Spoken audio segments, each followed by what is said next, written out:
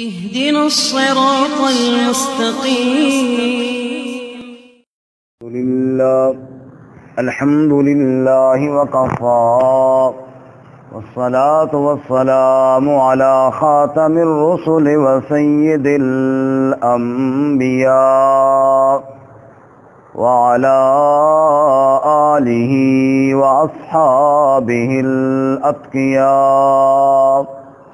أما بعد فأعوذ بالله من الشيطان الرجيم. بسم الله الرحمن الرحيم. إنا أعطيناك الكوثر فصل لربك وانحر إن شانئك هو الأبتر. بسم الله الرحمن الرحيم. قل يا أيها الكافرون لا أعبد ما تعبدون ولا أنتم عابدون ما أعبد ولا أنا عابد ما عبدتم ولا أنتم عابدون ما أعبد لكم دينكم ولي دين. إنا أعطيناك الكوثر، بے شک ہم نے آپ کو عطا کیا ہے خیر کثیر. فصلی لربک وانحر، پس نماز پڑھ اپنے رب کے لیے اور قربانی کر. ان شانئک هو الابتر، بے شک آپ کا دشمن وہی بے نام و نشان ہونے والا ہے. بسم اللہ الرحمن الرحیم. قل یا ایھا الکافرون، آپ کہہ دیجئے اے کافرو، لا اعبد ما تعبدون، میں عبادت نہیں کرتا جن کی تم کرتے ہو. ولا انتم عابدون ما اعبد، اور نہ تم عبادت کرنے والے ہو جس کی میں کرتا ہوں.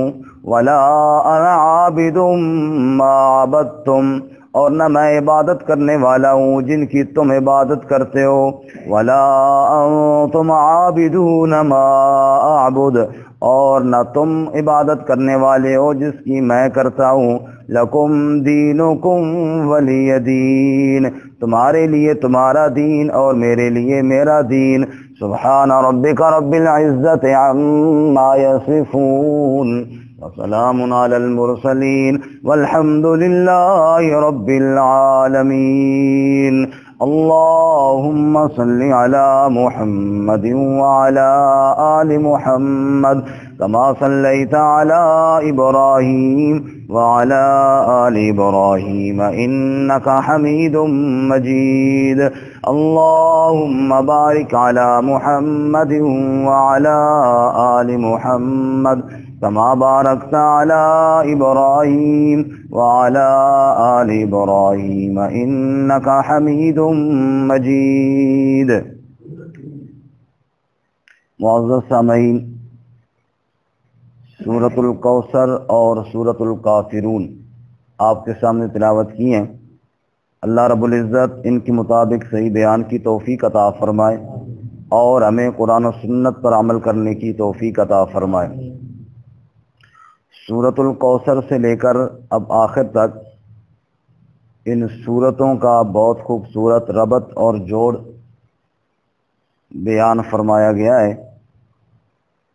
فرماتے ہیں کہ سورۃ الکوثر میں رسول اللہ صلی اللہ علیہ وسلم کی عظمت کا بیان ہے. اے میرے محبوب صلی اللہ علیہ وسلم، ہم نے آپ کو رفعت اور بلندی عطا فرمائی، اس لیے آپ کی ذمہ داری ہے کہ آپ میرے دشمن کو کھل کر للکاریں اور کہیں اے کافرو، جن کی تم عبادت کرتے ہو میں نہیں کرتا ان کی. جب آپ ان کو علی الاعلان للکاریں گے تو اذا جاء نصر اللہ والفتح، پھر اللہ کی نصرت اور مدد آ جائے گی اور فتح آ جائے گی. جب اللہ کی مدد اور نصرت آ جائے گی تو تبت یدا ابی لہب و تب، پھر آپ کا دشمن تباہ و برباد ہو جائے گا. جب آپ کا دشمن تباہ و برباد ہو جائے، اللہ کی مدد آ جائے، تو پھر آپ کا کام وہی ہے قل هو اللہ احد، کہ اللہ کی توحید کو آپ نے بیان کرنا ہے۔ جب اللہ کی توحید کو آپ بیان کریں گے، دشمن برباد ہو جائے گا، تو پھر وہ خفیہ وار کرنے کی کوشش کرے گا جادو ٹونے کے ذریعے۔ اس لیے آپ نے قل اعوذ برب الفلق اور قل اعوذ برب الناس، دشمن کے شر سے اللہ کی پناہ مانگنی ہے، اور اللہ آپ کی حفاظت فرمائے گا۔ برکت سورۃ الکوثر میں 3 آیتیں ہیں جو مختصر سی صورت ہے، اور ان 3 آیتوں میں 3 مضامین بیان ہوئے ہیں۔ فرماتے ہیں پہلی آیت مبارکہ میں شان محمد مصطفیٰ صلی اللہ علیہ وسلم کا بیان ہے، اور دوسری آیت مبارکہ میں پیغام محمد مصطفیٰ صلی اللہ علیہ وسلم، اور تیسری میں انجام محمد مصطفیٰ صلی اللہ علیہ وسلم۔ آپ کا مقام، آپ کا پیغام اور انجام۔ آپ کا مقام اور شان ہے انا اعطیناک الکوثر، ہم نے آپ کو خیر کثیر عطا کی، بہت بھلائی عطا کی۔ کوثر جس میں خیر ہی خیر ہو، بہت زیادہ بھلائی۔ دنیا کے اندر جو آپ صلی اللہ علیہ وسلم کو اللہ کی طرف سے انعامات ملے وہ بے حساب ہیں، جیسے کہ ہم سورۃ الضحیٰ میں پڑھ چکے کہ وَلَسَوْفَ يُعْطِيكَ رَبُّكَ فَتَرْضَىٰ، رب آپ کو اتنا دے گا کہ آپ خوش ہو جائیں گے۔ آپ کو اللہ تعالیٰ نے کتنا دیا؟ اتنا دیا کہ جس کو میں اور آپ شمار نہیں کر سکتے، بے حساب اللہ نے آپ صلی اللہ علیہ وسلم کو عطا فرمایا ہے۔ لیکن دنیا کی چیزوں میں جو سب سے اہم چیز آپ کو ملی وہ قرآن پاک ہے۔ اللہ تعالیٰ نے اپنا کلام آپ کو عطا فرمایا، اور اس کا تذکرہ اللہ دوسرے مقام پہ یوں فرماتے ہیں وَلَقَدْ آتَيْنَاكَ سَبْعًا مِّنَ الْمَثَانِي وَالْقُرْآنَ الْعَظِيمِ، اے میرے محبوب صلی اللہ علیہ وسلم، ہم نے آپ کو قرآن عظیم عطا فرمایا ہے۔ تو یہ اللہ تعالیٰ کا بہت بڑا انعام تھا جناب رسول اللہ صلی اللہ علیہ وسلم پر کہ اللہ نے آپ کو اپنا کلام قرآن پاک عطا فرمایا۔ اور فرماتے ہیں کہ دنیا کا کوثر یہی قرآن پاک ہے کہ اللہ تعالیٰ نے آپ کو خیر کثیر، جس کے اندر خیر ہی خیر ہے، جس کے اندر حق اور سچ ہی ہے، جس کے اندر کوئی خبر ایسی نہیں ہے جو مشکوک ہو، سچی خبروں والا کلام، رب کا کلام قرآن پاک اللہ نے آپ صلی اللہ علیہ وسلم کو عطا فرمایا۔ انا اعطیناک الکوثر، اے میرے محبوب ہم نے آپ کو کوثر عطا فرمایا۔ اور پھر آپ صلی اللہ علیہ وسلم کو اللہ تعالیٰ نے فرمایا یا ایھا الرسول بلغ ما انزل الیک من ربک، اے رسول جو اللہ نے آپ کی طرف کلام نازل کیا آپ اس کی تبلیغ کیجئے۔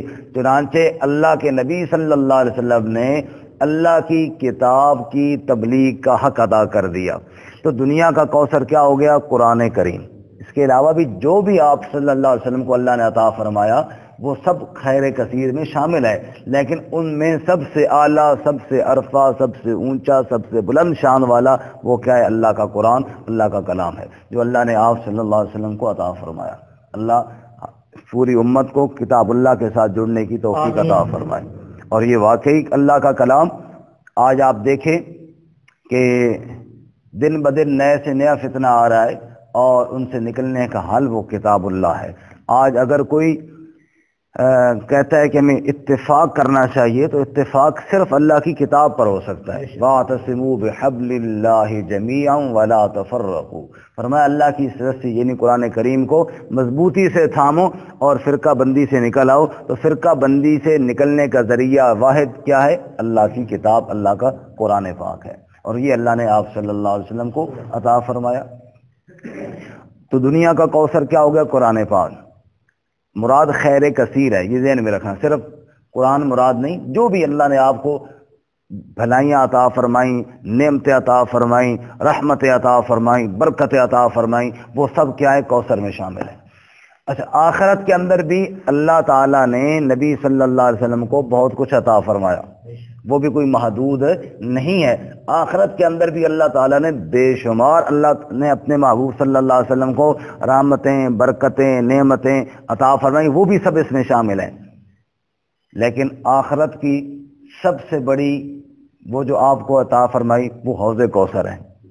وہ کیا ہے؟ حوض کوثر ہے۔ رسول اللہ صلی اللہ علیہ وسلم فرماتے ہیں کہ جس کے جناب کنارے سونے کے ہیں اور موتیوں کے ہیں، یاقوت وغیرہ کے، اور اس کے برتن جو ہیں وہ ایسے پڑے ہیں جیسے آسمان کے ستارے ہیں، اور اس کا پانی وہ جناب سفید ہے چاندی سے زیادہ، اور میٹھا ہے شہد سے زیادہ، اور ٹھنڈا ہے، اور جو ایک بار اس سے پی لے گا پھر جنت میں جانے تک اس کو دوبارہ پیاس نہیں لگے گی۔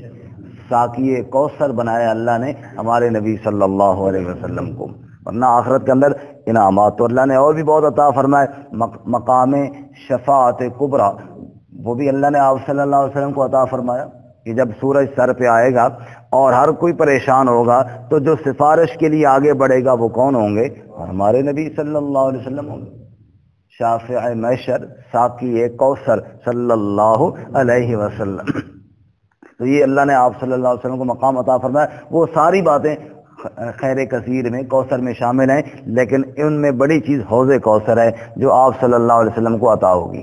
اب کس طرف کو جائیں، کس کو سنائیں دکھڑا، مشفق بتا دے کوئی جو شافع بنے ہمارا، یعنی محشر کی گرمی کے وقت کو شاعر یوں بیان کرتا ہے، اب کس طرف کو جائیں، کس کو سنائیں دکھڑا، مشفق بتا دے کوئی جو شافع بنے ہمارا، وہ آ گئے محمد صلی اللہ علیہ وسلم۔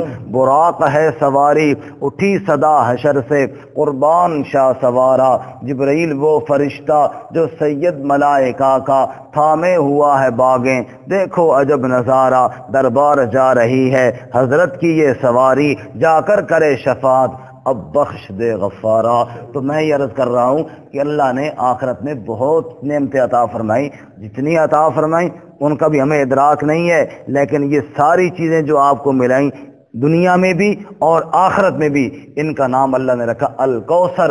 اے میرے محبوب صلی اللہ علیہ وسلم، ہم نے دنیا میں بھی آپ کو بے حساب رحمتیں، بے حساب برکتیں عطا فرمائی، خیر بہت زیادہ عطا فرمائی، اور آخرت میں بھی ہم آپ کو بہت خیریں عطا فرمائیں گے۔ انا اعطیناک الکوثر، یہ ہو گیا آپ کا مقام۔ پھر آپ کا پیغام کیا؟ فصلی لربک وانحر، بس نماز پڑھ اپنے رب کے لیے اور قربانی کر، جتنا اونچا مقام تجھے دیا ہے اتنا ہی میرے سامنے سجدہ ریز ہو جا، اتنا ہی میرے سامنے جھک جا، کیونکہ عظمت اور عزت ہے تو رب کے سامنے جھکنے کے اندر ہے۔ فصلی لربک وانحر، اس بندے کی کوئی عزت نہیں جو رب کا سجدہ نہ کرے، اس کی کوئی عزت نہیں جو اللہ کی نماز نہ پڑھے، وہ عزت کے قابل ہی نہیں جو اللہ تعالیٰ کے سامنے جھکے نہیں، جو رب کے سامنے جھک گیا وہ ساری عزتیں پا گیا، وہ سارے مقام پا گیا۔ فرمایا فصلی لربک وانحر، نماز اور قربانی، چونکہ عبادت کی 3 قسمیں ہم پڑھتے ہیں، التحیات للہ والصلوات والطیبات، زبانی عبادت اللہ کے لیے، بدنی عبادت اللہ کے لیے، اور مالی عبادت بھی اللہ تعالیٰ کے لیے۔ اب نماز کے اندر بدنی عبادت بھی ہے، زبانی بھی ہے۔ نماز میں کچھ پڑھنا ہے، کچھ کرنا ہے، وہ پڑھنا جو ہے وہ زبانی عبادت ہو گئی، قیام رکوع سجدہ یہ ہو گئی بدنی عبادت، اور مالی عبادت کیا ہو گئی؟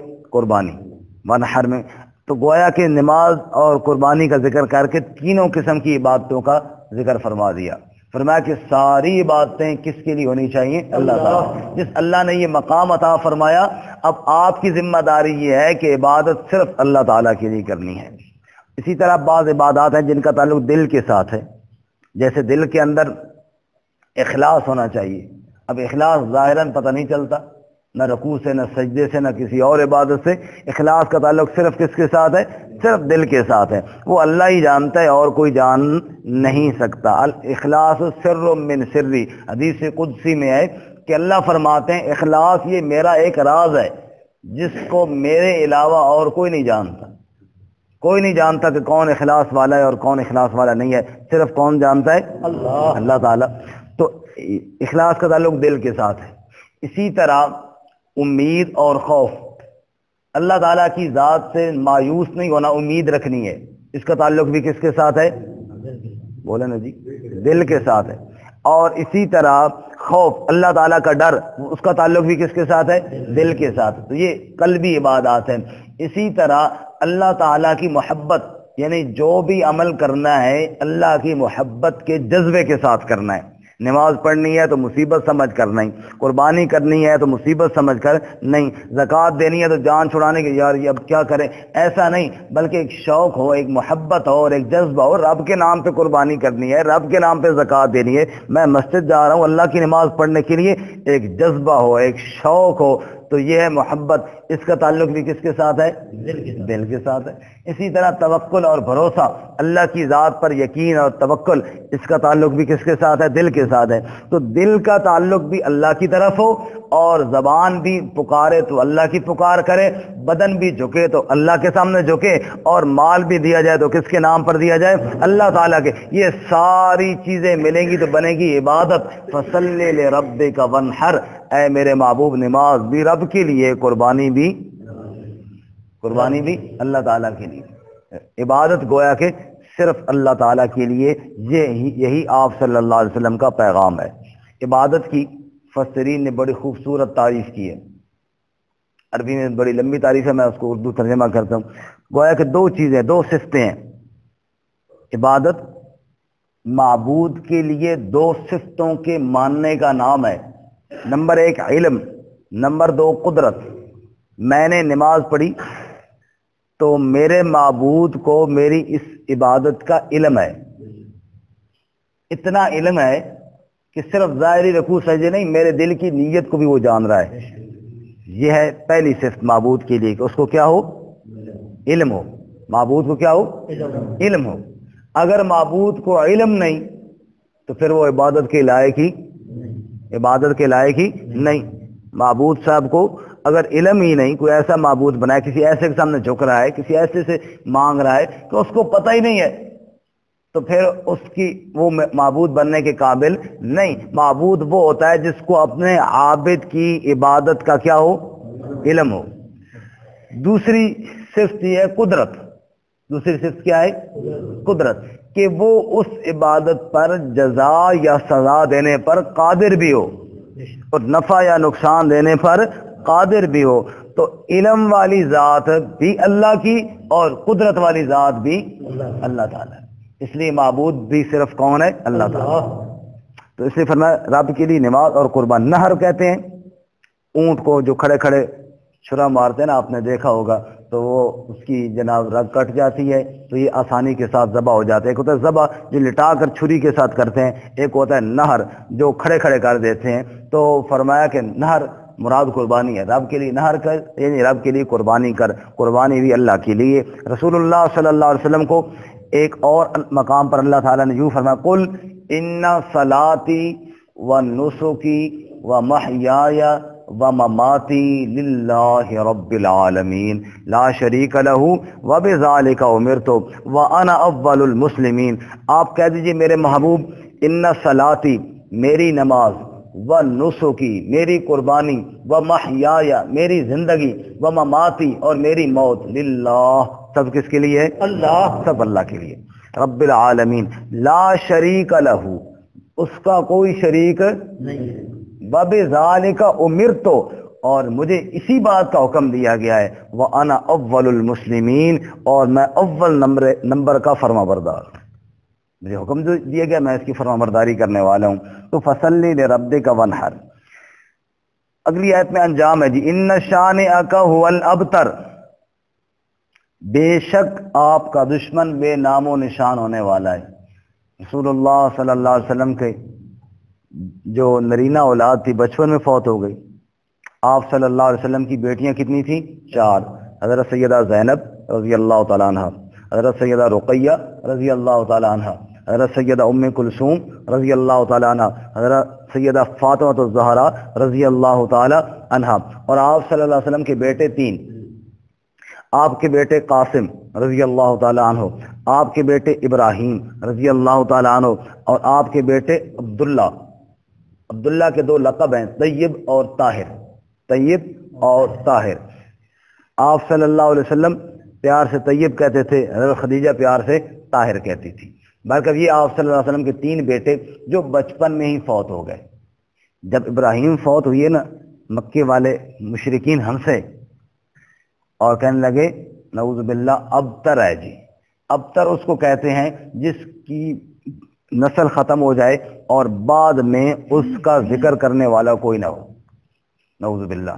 وہ جی 4 دن ہے، بچے تو کہ فوت ہو گئے، آپ کا نام ہی ختم ہو جائے گا۔ اللہ نے جواب فرمایا ان شانئک ھو الابتر، جو انہوں نے کہا نا، اللہ نے وہی جواب میں کہا، اے میرے محبوب صلی اللہ علیہ وسلم، تیرا نام نہیں مٹنے دوں گا، تیرے دشمن کا نام مٹا کے رکھ دوں گا، تیرے دشمن کا نام مٹا کر رکھ دوں گا۔ اور یہاں پہ ایک بڑی عجیب بات بھی ہے کہ ابو جہل کے بیٹے اکرمہ رضی اللہ تعالی عنہ مسلمان ہوئے۔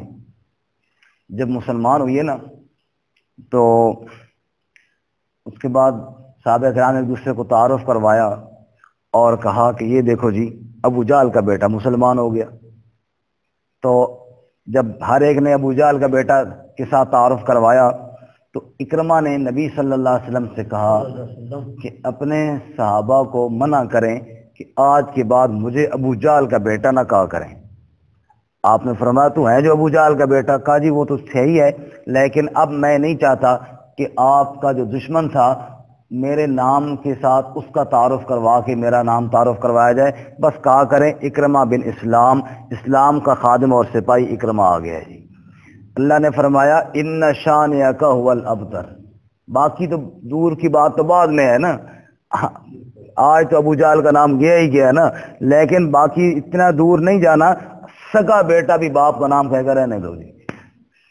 ان شانئک ھو الابتر، آپ کے دشمن کا نام و نشان مٹا کر کے رکھ دوں گا۔ جس نے اپنا نام بچانا ہے وہ آپ کے قدموں میں آئے گا تو اس کا نام بچے گا، ورنہ اس کا اپنا نام بھی کیا ہو جائے گا، مٹ جائے گا۔ آج دنیا کے اندر کوئی بھی اپنے بیٹے کا نام ابو جہل رکھنے کے لیے تیار نہیں ہے۔ ہاں، جیسے فرعون نمرود کے ناموں کو اللہ نے مٹایا، ایسے نبی صلی اللہ علیہ وسلم کے دشمن کا نام اللہ تعالیٰ نے مٹا دیا۔ اچھا اب دیکھو، ابو جہل کے بعد سردار بنے ابو سفیان رضی اللہ تعالیٰ عنہ، اور وہ جناب کفار کے سردار رہے، لیکن فتح مکہ والے دن وہ مسلمان ہو گئے۔ آج کئی سفیان نام کے آپ کو ملیں گے، تو نام بچ گیا نا ان کا، جو نبی صلی اللہ علیہ وسلم کے قدموں میں آ گیا اس کا نام تو بچ گیا، اور جو آپ صلی اللہ علیہ وسلم کے مخالف رہا اس کا نام مٹ گیا۔ ان شانئک ھو الابتر، اللہ تعالیٰ نے آپ کے دشمن کا نام مٹا دیا، اور جو نام بچا گیا وہ آپ صلی اللہ علیہ وسلم کی وجہ سے نام بچا گیا۔ جس نے نبی صلی اللہ علیہ وسلم کا کلمہ پڑھ لیا اس کا نام بچ گیا، اور جس نے کلمہ نہیں پڑھا اس کا نام کیا ہو گیا جی، مٹ گیا۔ ان شانئک ھو الابتر۔ اور یہاں پہ ایک اور بات بھی، چلو اگلی سورۃ انشاءاللہ کل بیان کریں، ایک اور بات بھی کہ سورۃ المنافقون میں ہے، رسول اللہ صلی اللہ علیہ وسلم سفر تبوک پہ ہیں، منافقین بھی کچھ ساتھ ہیں، اور ان میں رئیس المنافقین عبداللہ بن ابی، وہ کہتا ہے اپنے ساتھیوں سے ہم جب مدینہ واپس جائیں گے نا ہم اپنے شہر سے ان کو نکال دیں گے، نبی صلی اللہ علیہ وسلم اور آپ کے صحابہ کو۔ اور الفاظ کیا ہیں سورہ منافقون میں؟ یقولون لئن رجعنا الى المدینہ لَيُخْرِجَنَّ الْأَعَزُّ مِنْهَا الْأَذَلُّ، کہنے لگا ہم بڑے عزتوں والے، ہم مدینہ شہر کے جناب مقامی آدمی، اور یہ باہر سے آئے اور یہ جناب ہمارے شہر پہ قابض ہو گئے، ہم عزتوں والے، نعوذ باللہ، ان جو عزتوں والے نہیں ہیں نا ان کو نکال دیں گے اپنے شہر سے۔ یہ کس نے کہا؟ عبداللہ بن ابی نے، منافقین نے۔ جب اس نے یہ بات کہی، اب یہ بات ایک چھوٹے صحابی نے سنی، نبی پاک کو بتائی، وہ مکر گیا، اللہ نے آیت نازل کر دی کہ انہوں نے کہا اس طرح، تو پتہ چل گیا کہ اس نے یہ بات کہی ہے۔ عبداللہ بن ابی کا بیٹا حضرت عبداللہ رضی اللہ تعالیٰ عنہ، مخلص صحابی رسول، جب اس کو یہ بات پتہ چلی کہ میرے باپ نے یہ نبی پاک کے بارے میں بکواس کی ہے کہ وہ عزت والے نہیں ہیں اور میں عزت والا ہوں، نعوذ باللہ من ذالک، اور میں شہر سے نکال دوں گا، اور اس نے کہا صبر کرو، پھر لی تلوار اور باپ سے کہا مدینہ تب جائے گا جب یہ کہے گا کہ میں ذلیل ہوں، محمد کریم عزت والے ہیں، ورنہ آج تجھے مدینہ میں جانے نہیں دوں گا، تیرا سر کاٹ دوں گا، اور تو میرا بیٹا کا بیٹا شیٹا کوئی نہیں، کہے اپنی زبان سے کہ میں ذلیل ہوں، محمد کریم صلی اللہ علیہ وسلم عزت والے ہیں، ورنہ تجھے نہیں جانے دوں گا۔ جب دیکھا کہ اب خیر نہیں ہے چنانچہ اس نے کہا لوگوں کے سامنے، لوگوں میں بھی ذلیل ہوں، میرے ساتھی بھی ذلیل ہیں، محمد کریم بھی عزت والے ہیں، آپ کے ساتھی بھی عزت والے ہیں۔ کہا اب جاؤ۔ اللہ نے فرمایا ان شانئک هو الابتر، اے میرے محبوب صلی اللہ علیہ وسلم، آپ کے دشمن کا وہ نام و نشان مٹا کے رکھ دوں گا، ذلیل کر کے رکھ دوں گا، اور عزت رہے گی تو ہمیشہ آپ کی عزت رہے گی۔ اور سورہ منافقون نے فرمایا فَلِلَّهِ الْعِزَّةُ وَلِرَسُولِهِ وَلِلْمُؤْمِنِينَ وَلَكِنَّ الْمُنَافِقِينَ لَا يَفْقَهُونَ، عزت اللہ کی، عزت اللہ کے رسول کی، اور عزت رسول کے غلاموں کی۔ عزت اللہ کی، تین عزت والوں کا ذکر کیا۔ فَلِلَّهِ الْعِزَّةُ، عزت کس کی؟ اللہ تعالیٰ کی۔ وَلِرَسُولِهِ، عزت کس کی؟ رسول اللہ صلی اللہ علیہ وسلم کی۔ وَلِلْمُؤْمِنِينَ، اور عزت ان پر ایمان لانے والوں کی۔ اور وَلَكِنَّ الْمُنَافِقِينَ لَا يَفْقَهُونَ، اور منافقوں کو اس بات کا اندازہ نہیں ہے، منافق سمجھتے نہیں ہیں۔ آج بھی جیسے کوئی رسول اللہ صلی اللہ علیہ وسلم کی بے ادبی کرتا ہے تو اللہ کے نبی کے غلام جو ہیں وہ کھڑے ہو جاتے ہیں، ایسی نبی پاک کے غلام و صحابہ کی کوئی بے ادبی کرتا ہے تب بھی نبی پاک کے غلام کھڑے ہو جاتے ہیں، کیونکہ اللہ نے ان کی عزتوں پر پارے لگائے ہیں۔ فرمایا عزت اللہ کی، عزت اللہ کے رسول کی، اور عزت ایمان والوں کی۔ نہ کوئی اللہ کی بے ادبی کر سکتا ہے، نہ کوئی رسول اللہ کی کر سکتا ہے، اور نہ کوئی ایمان والے یعنی اصحاب رسول صلی اللہ علیہ وسلم کی بے ادبی کر سکتا ہے۔ اللہ تعالیٰ نے ان کی عزتوں کی حفاظت خود اپنے ذمہ لے رکھی۔ اللہ تعالیٰ ہمیں عمل کی توفیق عطا فرمائے۔ ترجمہ دوبارہ سنیں۔ انا اعطیناک الکوثر، بے شک ہم نے آپ کو خیر کثیر یعنی بہت بھلائی عطا کی ہے۔ فصلی لربک وانحر، بس نماز پڑھ اپنے رب کے لیے اور قربانی کر۔ ان شانئک هو الابتر، بے شک آپ کا دشمن بے نام و نشان ہوگا۔